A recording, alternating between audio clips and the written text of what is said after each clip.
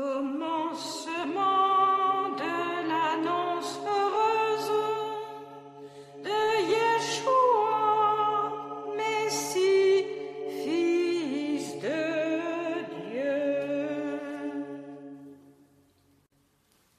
Comme il est écrit dans Yeshayahu le prophète, voici j'envoie mon messager devant ta face, qui établira ta route. Voix d'un crieur dans le désert, préparez la route du Seigneur, faites droit ses sentiers. Il est advenu dans le désert Yochanan l'immergeant, éclamant une immersion de repentir pour une rémission des péchés, et partait vers lui tout le pays de la Judée et tous ceux de Jérusalem, et ils étaient immergés par lui dans le fleuve du Jourdain, avouant leurs péchés. Et Yochanan était vêtu de poils de chameau et d'une ceinture de peau autour de ses reins. Et il mangeait des sauterelles et du miel sauvage. Et il clamait en disant, il vient le plus fort que moi derrière moi, celui dont je ne suis pas en mesure, me baissant, de délier le cordon des sandales. Moi je vous ai immergé dans l'eau, mais lui vous immergera dans le souffle saint.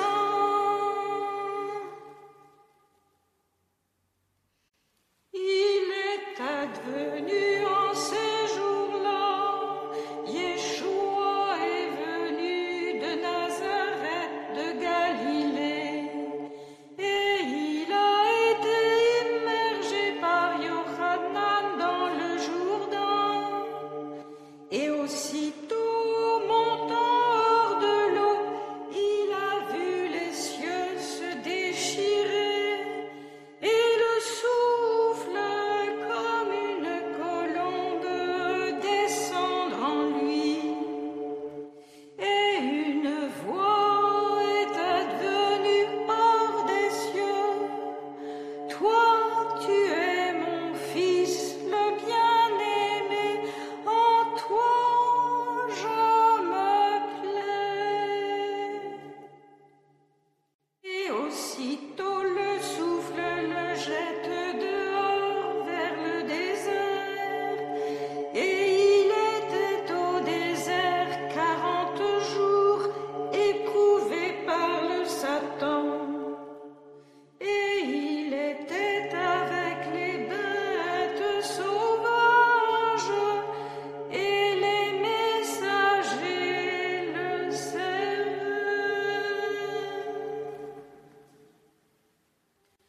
Or après que Yochanan eut été livré, Yeshua est venu en Galilée, clamant l'annonce heureuse de Dieu et en disant, il est accompli le temps et s'est approché le règne de Dieu. Repentez-vous et ayez foi en l'annonce heureuse. Et passant au bord de la mer de Galilée, il a vu Shimon et Andréas, le frère de Shimon, jetant l'épervier dans la mer, car ils étaient pêcheurs.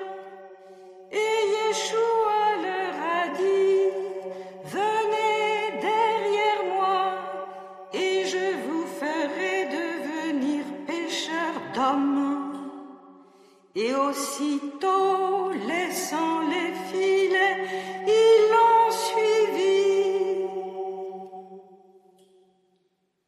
Et avançant un peu, il a vu Yaakov, fils de Zabdaï, et Yohanan, son frère.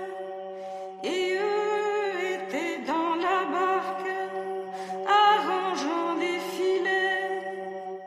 Et aussitôt il les a appelés, et laissant leur père Zabdaï dans la barque avec les salariés, ils s'en sont allés derrière lui.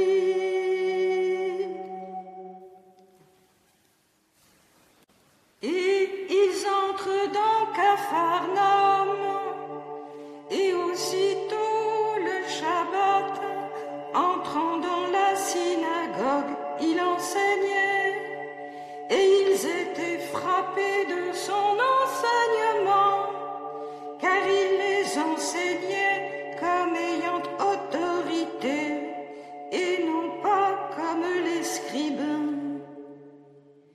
Et aussitôt se trouvait dans leur synagogue un homme en souffle impur, et il poussait des cris en disant, qu'y a-t-il entre nous et toi, Yeshua le Nazarénien? Es-tu venu nous perdre? Je sais qui tu es, toi, le Saint de Dieu. Et Yeshua l'a rabroué en disant, sois muselé et sors hors de lui. Et le souffle l'impur, le secouant et vociférant d'une grande voix, est sorti hors de lui.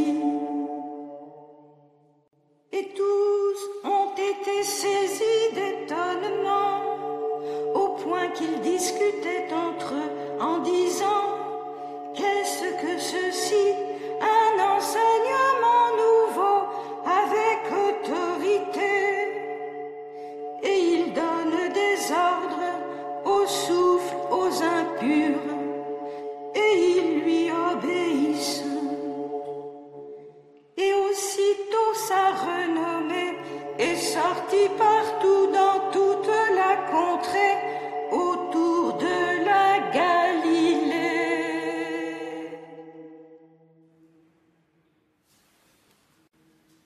Et aussitôt sortant hors de la synagogue, ils sont venus dans la maison de Shimon et d'Andréas, avec Yaakov et Yohanan.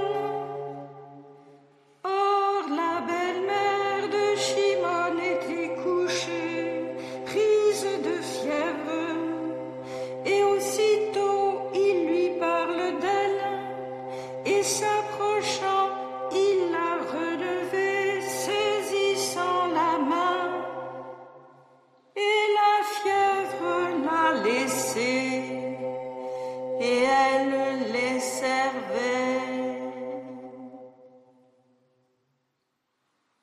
Or le soir étant advenu, au déclin du soleil, on lui amenait tous les malportants et les démoniaques, et toute la ville était rassemblée près de la porte.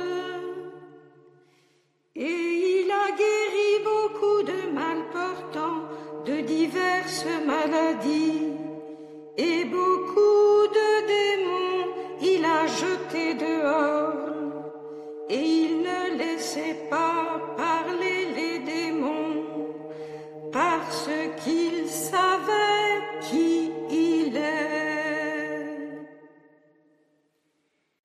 Et au matin, en pleine nuit, s'est enlevé, il est sorti et s'en est allé vers un lieu désert, et là il priait.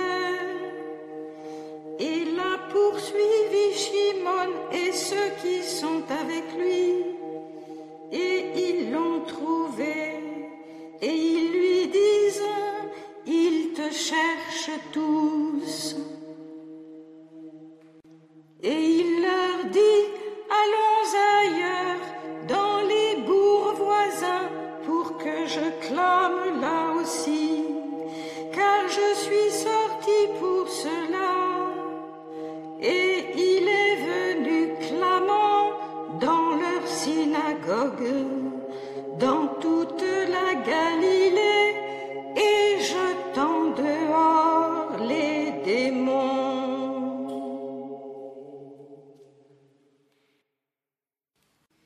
Il vient auprès de lui un lépreux, le suppliant et tombant à genoux, et en lui disant, si tu veux, tu peux me rendre pur.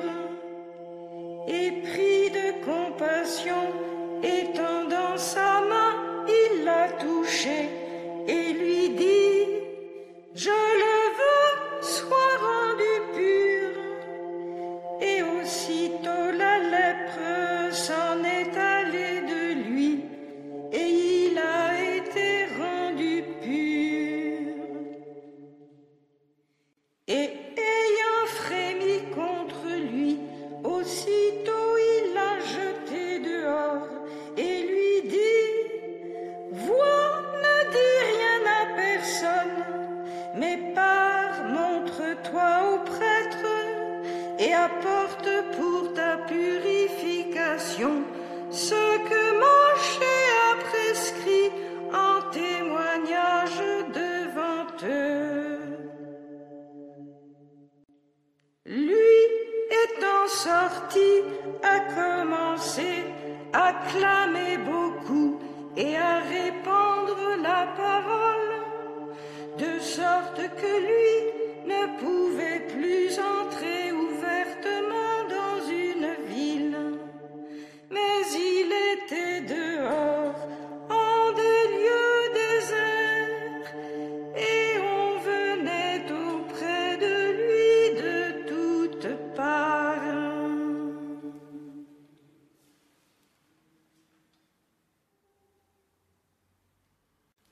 Et lui, étant entré de nouveau dans Capharnaüm, après quelques jours, on a entendu, il est à la maison, et beaucoup se sont assemblés au point qu'il n'y avait plus de place, même près de la porte, et il leur disait la parole. Et il en vient qui lui amène un paralysé, qui est soulevé par les quatre, et ne pouvant le porter auprès de lui à cause de la foule, ils ont défait le toit là où il se trouvait, et ayant fait un trou, ils font descendre le grabat où le paralysé était couché. Et Yeshua, voyant leur foi, dit au paralysé, enfant, tes péchés sont remis. Or se trouvaient là quelques-uns des scribes qui étaient assis et qui ruminaient dans leur cœur. Pourquoi parle-t-il ainsi, celui-là, il blasphème? Qui peut remettre les péchés, sinon Dieu seul? Et aussitôt, Yeshua, percevant en son souffle qu'ils ruminent ainsi en eux-mêmes,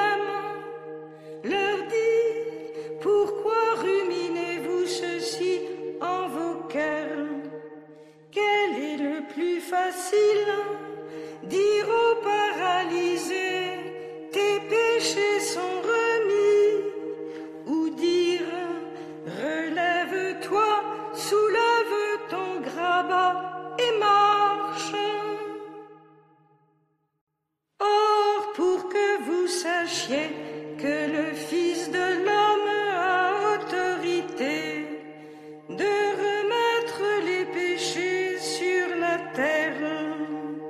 Il dit au paralysé, je dis à toi, relève-toi, soulève ton grabat et pars dans ta maison.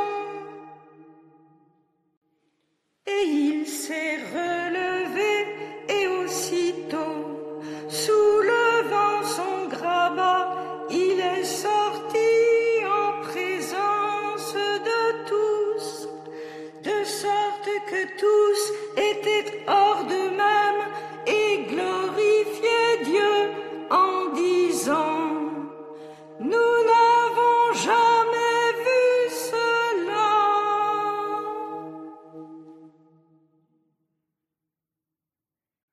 Et il est sorti de nouveau au bord de la mer. Et toute la foule venait auprès de lui et il les enseignait. Et passant, il a vu Lévi, fils de Alphaï, assis à l'octroi. Et il lui dit, suis-moi. Et se levant, il l'a suivi. Et il advient qu'il est couché à table dans sa maison. Et beaucoup de collecteurs et de pêcheurs étaient à table avec Yeshua et ses appreneurs. C'est qu'ils étaient nombreux et ils le suivaient. Et les scribes des pharisiens, ayant vu qu'il mange avec les pêcheurs et les collecteurs, disaient à ses appreneurs, quoi, avec les collecteurs et les pêcheurs, il mange. Et ayant entendu, Yeshua leur dit, ceux qui sont bien portants n'ont pas besoin de médecins, mais les mal portants. Je ne suis pas venu appeler des justes, mais des pécheurs. Et je n'ai les appreneurs de Yohanan et les pharisiens. Et il en vient qui lui disent, pourquoi les appreneurs de Yohanan et les appreneurs des pharisiens jeûnent-ils, mais tes appreneurs à toi ne jeûnent-ils pas? Et Yeshua leur a dit, les fils de la chambre nuptiale peuvent-ils jeûner pendant que l'époux est avec eux? Tout le temps qu'ils ont avec eux l'époux, ils ne peuvent pas jeûner, mais viendront des jours où l'époux leur sera ôté, et alors ils jeûneront en ce jour-là. Personne ne coud une pièce de tissu écru sur un vieux vêtement, car autrement la pièce d'elle-même arrache le neuf du vieux et advient une déchirure pire. Personne ne met du vin nouveau dans de vieilles outres, car autrement le vin fait éclater les outres, et se perdent et le vin et les outres. Mais vin nouveau en outre neuve. Et il lui est advenu le Shabbat champs de blé.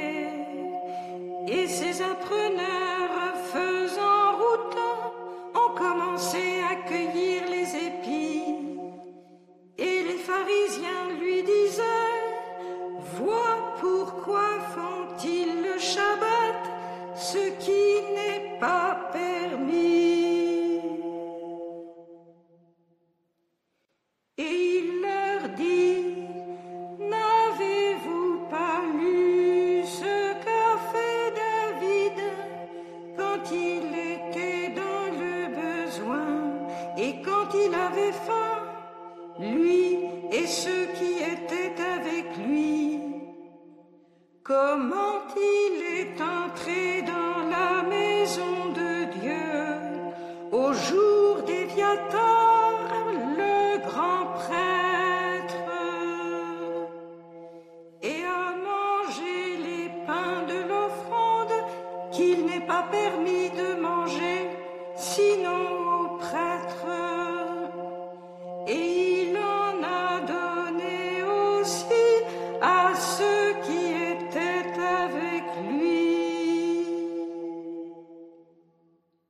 Et il leur disait: le Shabbat est advenu à cause de l'homme, et non l'homme à cause du Shabbat.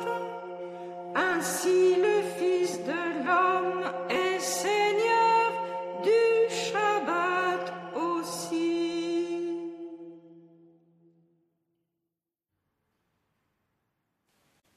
Et de nouveau, il est entré dans la synagogue, et il se trouvait là un homme ayant la main desséchée.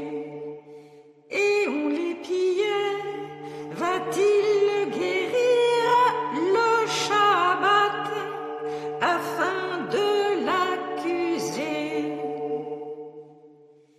Et il dit à l'homme qui a la main sèche: lève-toi, tiens-toi au milieu. Et il leur dit: est-il permis le Shabbat de bien faire ou de faire du mal, de sauver une vie ou de tuer? Eux se taisaient, et les regardant à la ronde avec colère, contristés de l'endurcissement de leur cœur, il dit à l'homme: étends ta main. Et il l'a étendue, et sa main a été rétablie. Étant sortis, les pharisiens tenaient aussitôt conseil contre lui avec les Hérodiens, en